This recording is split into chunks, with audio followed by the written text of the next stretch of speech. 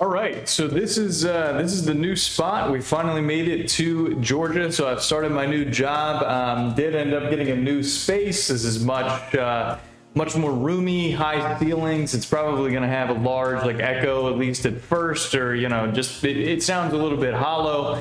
But my name is Matt. I try and give medical sales advice, regular sales advice, and just general well-rounded advice that I wish that I knew even sooner than when I started learning it, and I'm trying to put it out for you guys. So if you're into that kind of thing, please subscribe. It would help out the channel tremendously. It's the only way I grow. Please leave a thumbs up, the subscribe button, any which way to help. It's going to be the only way that I grow. But without further ado, I wanted to get into the video today of our sales reps, good sales reps, and I'm talking about President's Club winners that win awards, those kind of things. Are they built? So do they have a skill or subset of skills that they learn, or are they born? So they are just natural salespeople that are tenacious, willing to learn all the time, want to learn all the time, and are just getting better as they go. I wanted to answer a couple things that, I think a lot of people should know about this. In my opinion, I think a lot of the good sales reps are made and molded. But I do think there's one caveat with that, is that they have to be willing to learn. So the people that would be on the quote unquote born side of things will be, they will have a potential. They might be better with people, more people facing, that kind of thing. But however, if someone is willing to learn, they can be molded into a better sales rep than that other person could, if that makes sense. And I wanted to go over 5 skills that most top performing sales reps have.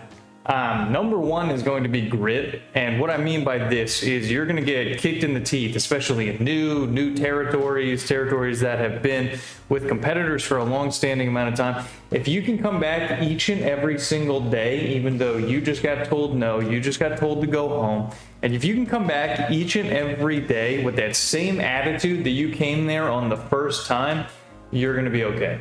But what happens is, when you go back there after being told no and everything changes, you get timid, you freeze up, that kind of thing, that's when things start to go south. Number 2 is going to be determination. I think determination is a very big piece of this, because if you're not determined to go out there and get business, this is going to be what I'm going to be doing at all costs, I need to do this, etc., then it's probably not going to happen, because sales is really, really hard. And you have to know that it's going to be really, really hard going in. And the people that are the most determined to make it happen over time are the people that are extremely successful in this business. Number 3, I wanted to talk about patience. This is actually kind of like an oxymoron, because you think of salespeople all the time that are just go, go, go, and you should be go, go, go. But what I mean is patient within the sales cycle.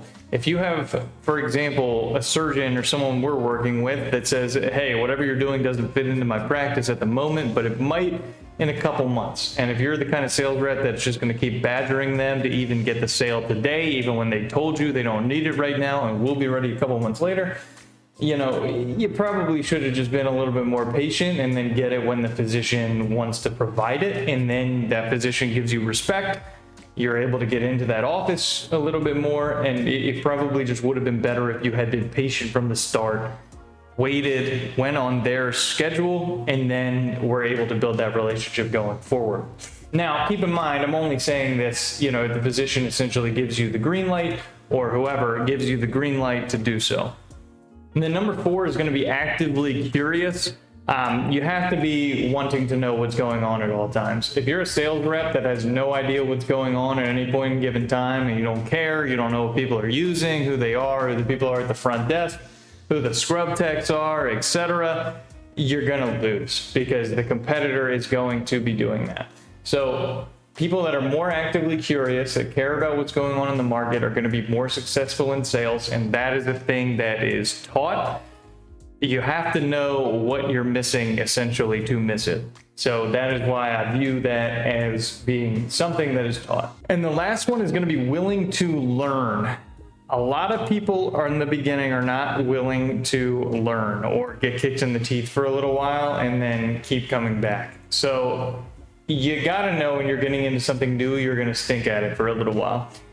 I would just accept the fact that you're gonna stink at it, and anything that is worth being great at takes a very long time to do. And that's why you have to accept that in the beginning. And if you do, you're going to have a completely different mindset than if you had thought, oh, I have to be amazing at this right now. You know, if I stink at this right now, I'm a failure, et cetera, et cetera. You have to know that really great things take time. And the road from success to failure is just that failure ends a lot quicker. Meaning that if you try something and you give up at it, you would have never known. You know, had you maybe even just given it one more month, you could have got one big break. And that's the thing I find with sales all the time. There's so many people that quit too prematurely that they're just never able to actually see the end road.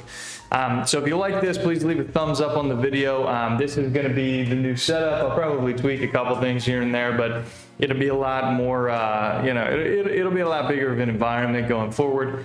So add me on LinkedIn, do whatever you need to down below, and take care.